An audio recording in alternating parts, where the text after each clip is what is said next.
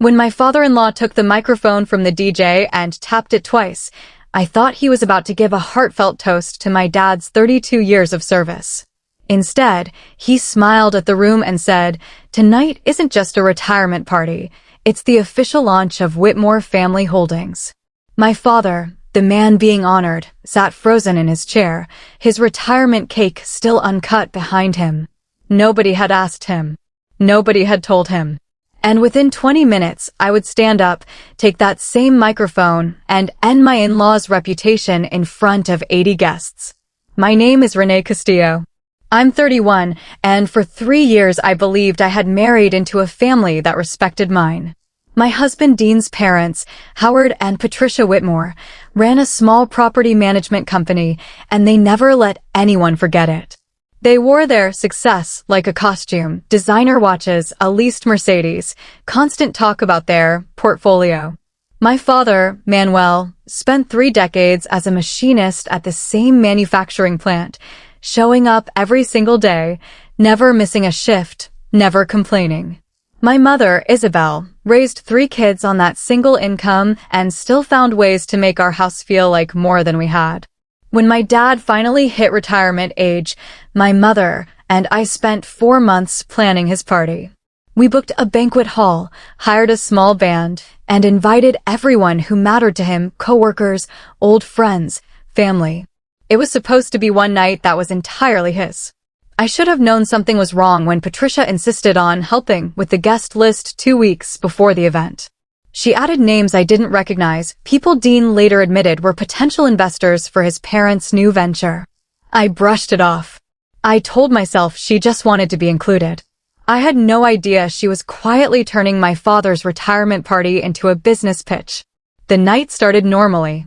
Dinner went well, a few coworkers gave short, funny speeches about my dad's stubborn work ethic, and my mother cried happy tears watching him laugh with old friends.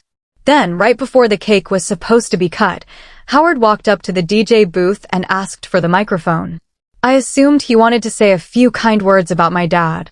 Instead, he opened with, "As some of you may know, our family has been quietly building something for the past 2 years." He then spent the next 10 minutes describing Whitmore Family Holdings, a real estate investment group he and Patricia were launching, complete with a slideshow projected on the wall behind the cake table, my father's cake table. He thanked loyal friends for their early trust, gestured toward Dean, and said the future of the family business was finally coming together. Not one word about my father. Not one mention of the man the entire night was supposed to honor. I looked over at my dad. He wasn't angry. He never gets visibly angry. He just sat there, hands folded, staring at the tablecloth, his shoulders slightly lower than they'd been all night. That was worse than anger. My mother reached for his hand under the table. I turned to Dean, my husband, expecting him to be as stunned as I was. Instead, he was nodding along, clapping softly at his father's words. I pulled him toward the hallway by the coat check, the same way I imagine every woman in this situation has pulled a husband aside at some point. "Dean, this is my dad's night. Why is your father pitching a business right now?" He shrugged, avoiding my eyes. "It's a good opportunity, Renee. A lot of important people are here tonight." My dad just wanted to use the moment. Use the moment? This isn't a networking event. It's my father's retirement party that my mother and I paid for. "Don't make this a bigger deal than it is," Dean said, his voice flattening into the same dismissive tone his mother uses. "My parents have worked hard to build something. You should be supportive." Something cracked in me right then, the same way I imagine it cracks for anyone who realizes, mid-sentence, that the person they married will always choose his parents' comfort over their own family's dignity. I walked back into the hall. Patricia was near the cake table, beaming, accepting compliments from the investors she'd invited to my father's event. And that's when I remembered something I'd been sitting on for 3 weeks, something I hadn't planned to use, until that exact moment. 2 months earlier, Dean had asked my father for a $20,000 loan, claiming Howard and Patricia needed a short-term bridge to cover a property closing. My father, trusting and generous to a fault, wired the money directly to Howard's business account. I found out afterward, because I do the bookkeeping for my dad's small side handyman business. That bridge loan was never repaid, and worse, when I asked Dean about it later, he admitted the money never went toward any property.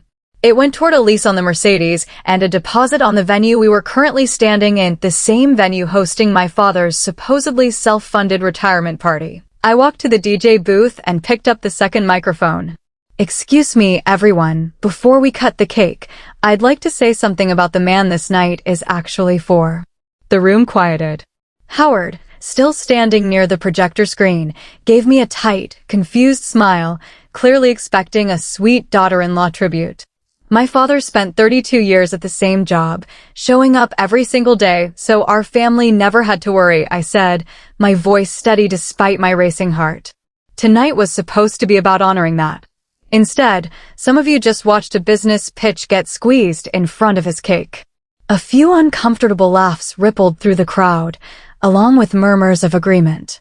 And since we're apparently sharing announcements tonight, I continued, looking directly at Howard and Patricia, I think everyone deserves to know that the $20,000 my father lent your family 2 months ago for a property closing actually paid for the lease on the car parked outside and the deposit on this very venue. Gasps spread across the room. Patricia's face went pale, her hand freezing midair over the cake knife. Howard's polished smile cracked instantly.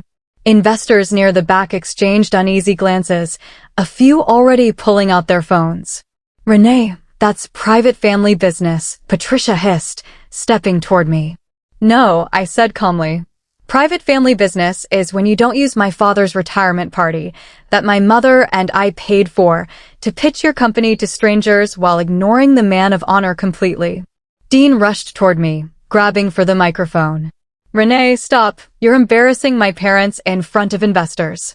"They embarrassed my father in front of his own guests first," I said, stepping just out of his reach. "And you let them." I set the microphone down gently on the DJ table, walked over to my father, and asked the band to play his favorite song instead. He looked up at me, eyes glassy, and for the first time all night, he smiled. 3 months have passed since that night. Dean and I are legally separated. The divorce should be finalized by the end of the year. The moment word got around about the misused loan, 2 of the investors Patricia had personally invited pulled out of Whitmore family holdings entirely, worried about how their own money might be handled. Within weeks, Howard and Patricia quietly downsized, moving out of their rental house and eventually returning most of my father's $20,000 after my dad, calmly and without raising his voice, mentioned the word lawyer. My father's actual retirement, the one that mattered, has been peaceful. My parents took the money that got returned and used part of it to finally fix the roof on their house, something they'd been putting off for years to help pay for my wedding. I learned, standing in that hallway and later at that microphone, that respect isn't something you get to demand from people who've never had to earn it. Sometimes you just have to take the mic back yourself.